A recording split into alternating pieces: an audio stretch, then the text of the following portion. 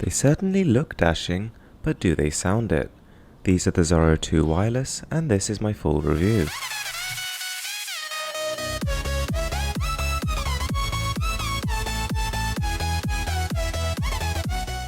Produced by Noontech, the same company responsible for the pretty outstanding HamOS and the ReOS earphones, I was undoubtedly pretty excited to try these out. Now you can see, as soon as you open the box, you'll be greeted by the headphones and a rather nice carrying pouch, which is kind of unusual to be included in something like this. We also have a headphone cable, which is anti-tangle, pretty long, very nice, and includes a remote and mic, as well as the charging cable, which is pretty standard stuff. Now while they probably remind you of countless different fashion branded headphones, they do look undoubtedly quite nice in themselves. Having shown it to a few different people, some of them labelled it as looking a little bit cheap, and I can totally see where they're coming from. While we do have a rather nice matte finish on the inside, the outside is a little bit too glossy for my liking. Contrary to the way it looks though, it's built fantastically. It's very strong, sturdy, and the cushions are super comfortable and isolate noise extremely well. And while it may feel like a rather strange thing to say, one thing that really stuck out to me was the firmness of the headband. Everything from extending the headphone to just clipping it back into its folding position was extremely reassuring. Now when you look at these, you probably have no idea how much they cost. They could be those Beats style ultra sort of prestigious headphones which retail for £350.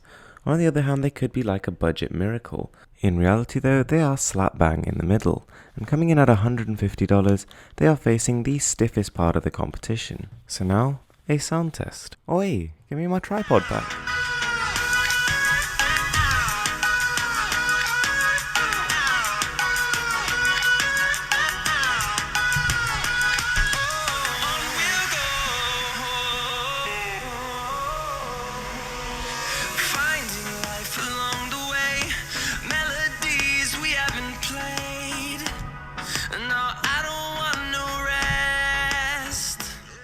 When you first put these on, I think you'll be probably quite impressed with the sound.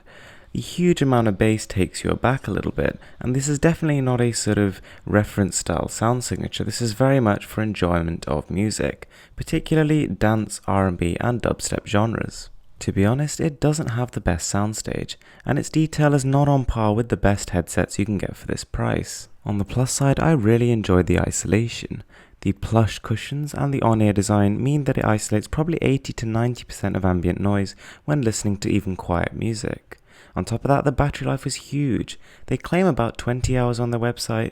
I always managed to squeeze more like 15 out of them, but that is still much more than average. On top of that, connectivity is fantastic.